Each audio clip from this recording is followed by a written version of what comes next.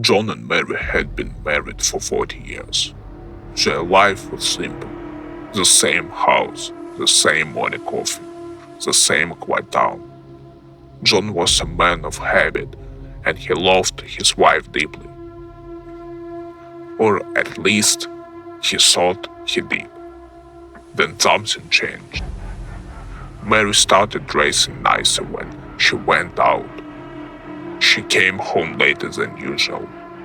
And worst of all, she smelled different, like men's cologne, like cigarettes she never smoked before. John asked her once, "Where have you been?" She smiled.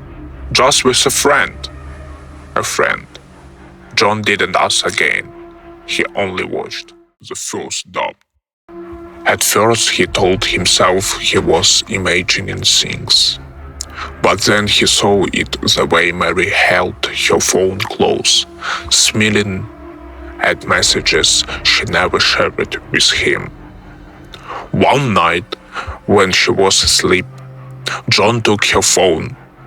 His hand shook as he scrolled through her messages. "I miss you already. Can't wait to see you again. Last night was perfect." John put the phone down carefully. His heart pounded so loud he thought it would wake her. He lay back in bed, staring at the ceiling. That night, he didn't sleep. The watching begins. The next day, John followed her. She left the house at noon, saying she was meeting an old friend for lunch. But she didn't go to a cafe. She went to a motel.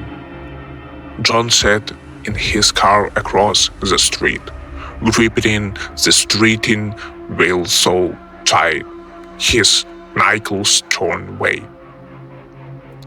Minutes passed, then an hour, then two.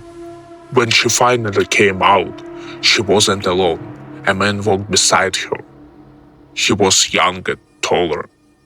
He had that icy confidence John never had. They kissed before going their separate ways. John stayed in his car long after she left. His breath came slow and heavy. His hands were still shaking. But now it wasn't fear. It was rage. The fear stalked. John didn't comfort her. No, that would be too easy, too fast. He needed to think. He needed a plan. For the next week, he followed the man. His name was Daniel.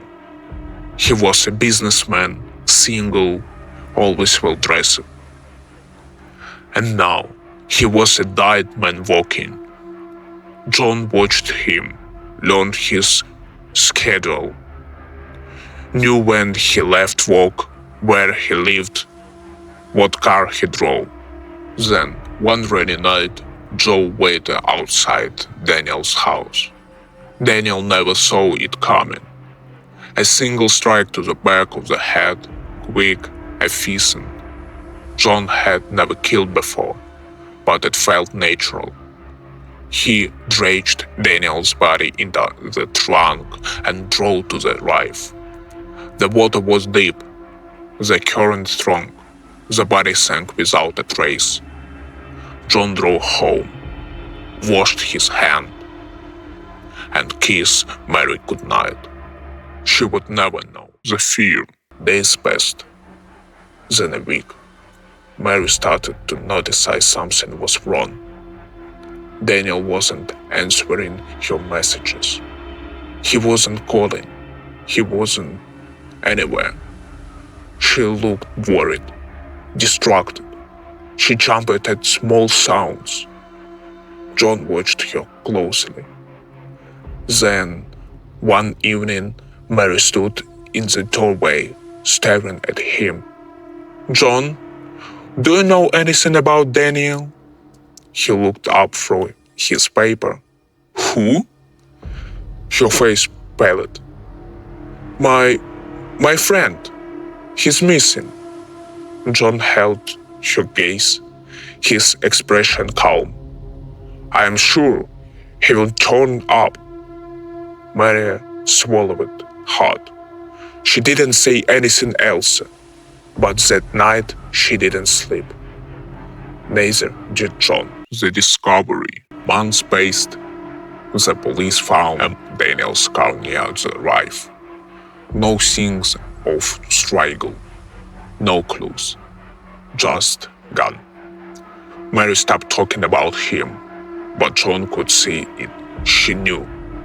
Maybe not the full trust, but enough. Then one evening, while cleaning in the bedroom, Mary dropped something under the bed. She reached down to grab it, and her fingers brushed against something else. Something cold, something metal. She pulled it out. A knife stayed in the dark. She gasped. Her hands shook, and then she saw the shirt torn, blood-stained. Mary turned to run, but John was already there, standing in the doorway. The end. His voice was soft, almost kind. I told you, Mary. He whispered, I will always protect you from yourself.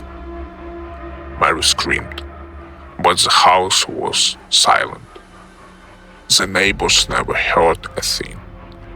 And the next morning, John sat on the porch, sipping in his coffee, alone. And Mary never left the house again.